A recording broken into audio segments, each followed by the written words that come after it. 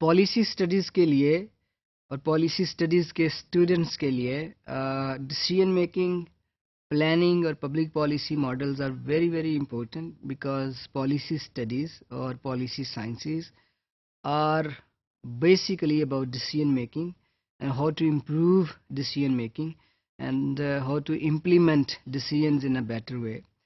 तो बहुत सारे पॉलिसी साइंटिस्ट हैरल्ड वाइट लैजवेल से लेके अब तक they are mainly concerned with how to make decisions, how to make better decisions and how to implement decisions to achieve the purposes of the policies and to make societies better places to live. एमिताई एत्जियोनी से पहले बहुत सारे decision making model exist करते थे जिनको दो बड़ी बड़ी कैटेगरीज में तकसीम किया जा सकता है. फॉर एग्जांपल जो पहला model which was really dominant during the second world war and little after that, this is called rational comprehensive model और साइनॉप्टिक रैशनैलिटी मॉडल. इसका मतलब ये है कि human beings have the capacity to process all of the information required to make a decision. They were capable of comprehensive rationality. They possessed unlimited cognitive capacity. तो ये model बहुत prominent रहा. आप अगर रॉबर्ट एस मैकनमारा और उनके बहुत सारे साथियों की ज़िंदगी को स्टडी करें तो आपको पता चलेगा कि they have been operating under this model. They have been collecting statistical information, analyzing that information and making decisions on the basis of that information.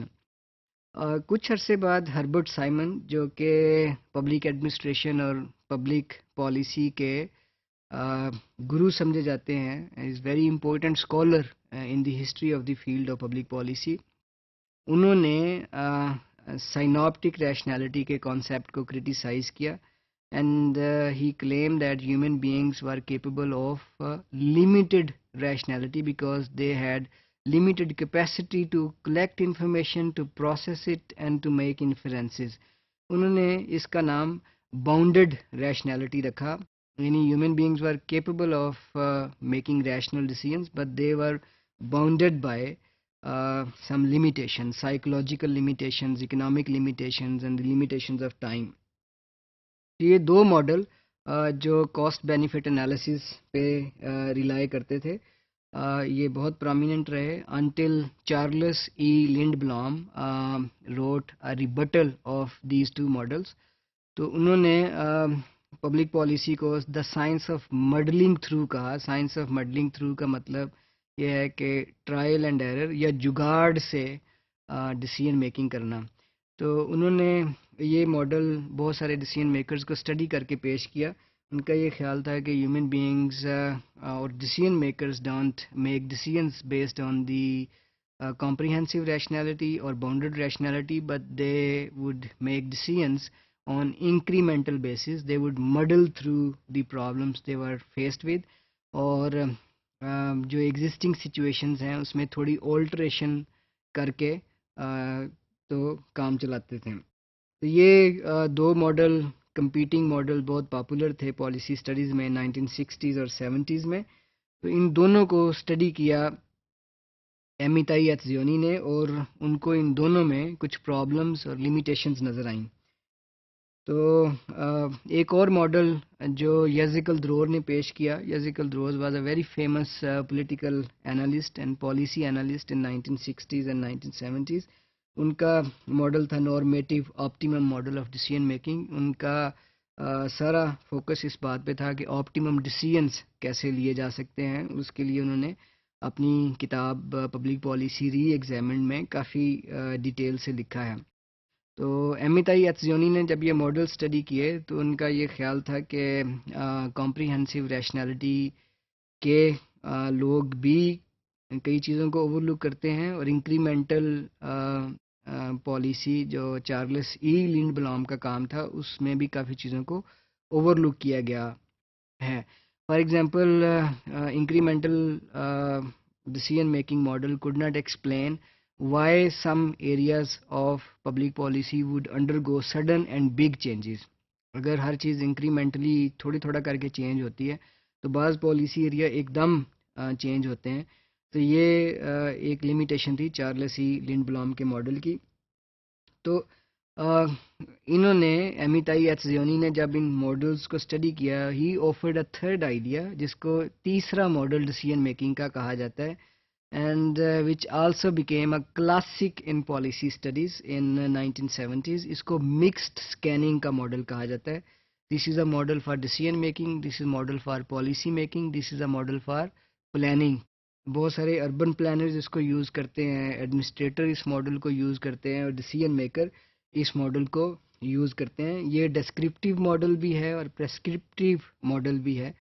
इसमें बहुत सारे रूल्स और स्टेप्स स्पेसिफाई किए अमिताई एत्सजियोनी ने कि मिक्स स्कैनिंग कैसे की जाए।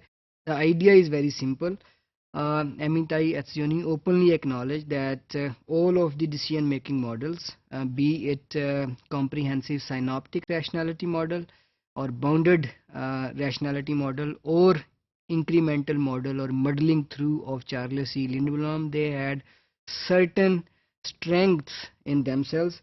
So he thought that if these strengths in these models are combined, we can make better decisions. जो इसके कुछ स्टेप्स हैं मिक्स स्कैनिंग के, जैसे तमाम ऑल्टरनेटिव्स को एनलिस्ट करना, उनको एग्जामिन करना और जो क्रिपलिंग ऑब्जेक्शंस हैं उनको रिजेक्ट करना, जिसमें यूटिलिटेरियन ऑब्जेक्शंस, नॉर्मेटिव ऑब्जेक्शंस और पॉलिटिकल ऑब्जेक्शंस शामिल हैं। उनको एक एक करके रिजेक्ट करना थ्रू रीजनिंग, एविडेंस और डेटा। एंड देन जो खूबियां हैं दोनों मॉडल्स की, साइनॉप्टिक रैशनैलिटी की और इंक्रीमेंटल मॉडल की, उनको कंबाइन करने की कोशिश करना।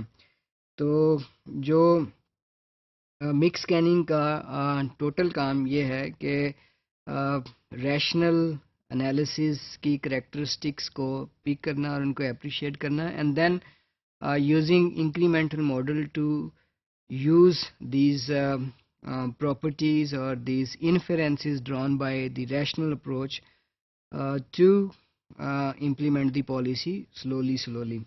तो ये एक बहुत अच्छा solutions था which can be used to solve both the small and the big problems, and which was highly appreciated and which took the debate on decision making a step further.